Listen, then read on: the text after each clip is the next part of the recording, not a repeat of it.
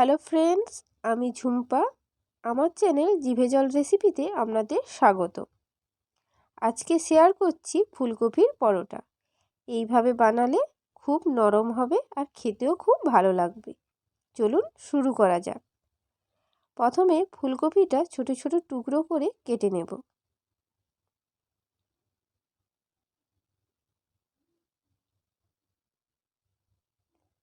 তারপর ফুলকপির টুকরোগুলো ভালো করে জলে ধুয়ে নেব।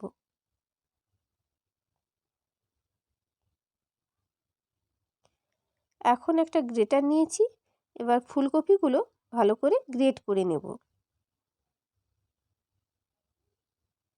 দেখুন খুব সুন্দরভাবে গ্রেট করা হয়ে গেছে। এখন আর একটা পাত্রে নিয়ে নিলাম 500 গ্রাম মতো ময়দা। দিয়ে দিলাম সামান্য লবণ, সামান্য চিনি। তারপর দিয়ে দিচ্ছি প্রায় 1 কাপ মতো সাদা তেল। সমস্ত উপকরণগুলো ভালো করে মিশিয়ে নিচ্ছি।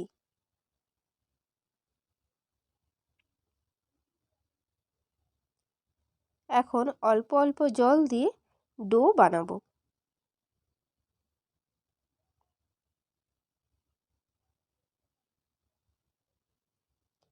খেয়াল রাখতে হবে ডোটা যেন বেশি শক্ত বা বেশি নরম না হয়।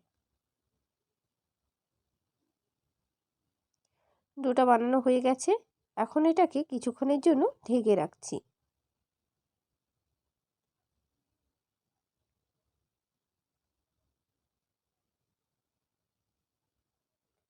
উনুনে বসিয়ে দিলাম একটা কড়াই, তাতে দিয়ে দিচ্ছি কিছুটা সাদা তেল। তারপর দিচ্ছি সামান্য জিরে।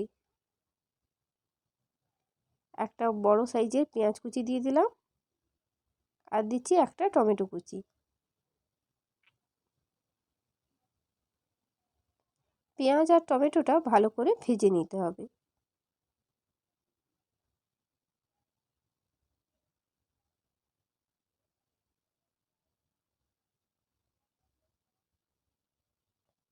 পেঁয়াজ আর টমেটোটা ভাজা হয়ে গেছে, এখন দিয়ে দিচ্ছি গ্রেট করা কপি।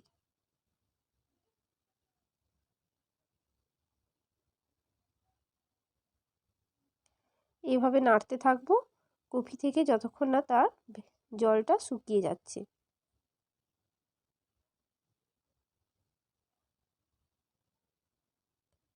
দিয়ে দিচ্ছি স্বাদ মতো লবণ, 1 চামচ লঙ্কা গুঁড়ো, আর দিচ্ছি সামান্য হলুদ গুঁড়ো। আবারও ভালো করে মিশিয়ে নিচ্ছি সমস্ত উপকরণগুলি।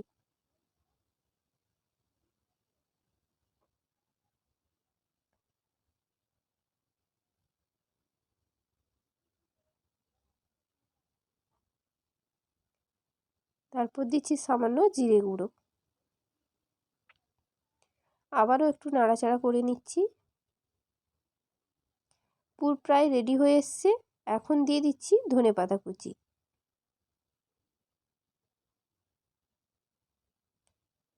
আবারও একটু নাড়াচাড়া করে নিচ্ছি। পুর তৈরি হয়ে গেছে, এখন এটাকে আমরা তুলে নেব। তারপর যে ডোটা মাখিয়ে রেখেছিলাম সেখান থেকে বড় বড় সাইজের লেচি কেটে নেব।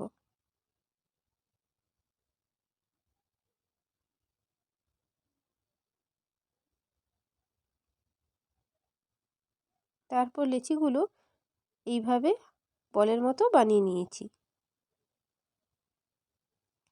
এইভাবে বেলনির ওপর আলতো চাপ দিলাম, তারপর পুর ভরার জন্য বাটি আকারে একটু করে বানিয়ে নিচ্ছি।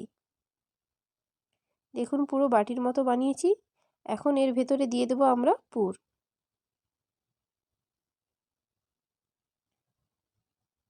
তারপর এইভাবে সাইডগুলো আস্তে আস্তে করে মুড়ে দিতে হবে যাতে পুরটা না বেরিয়ে যায়।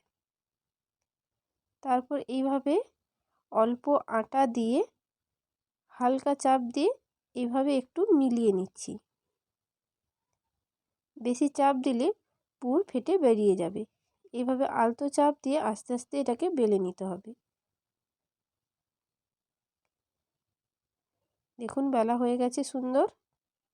এখন এটাকে আমরা ভেজে নেব।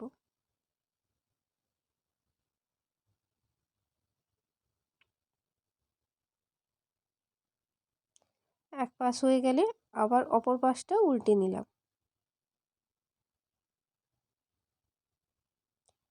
তারপরে এখানে আমরা দিয়ে দিলাম সাদা তেল।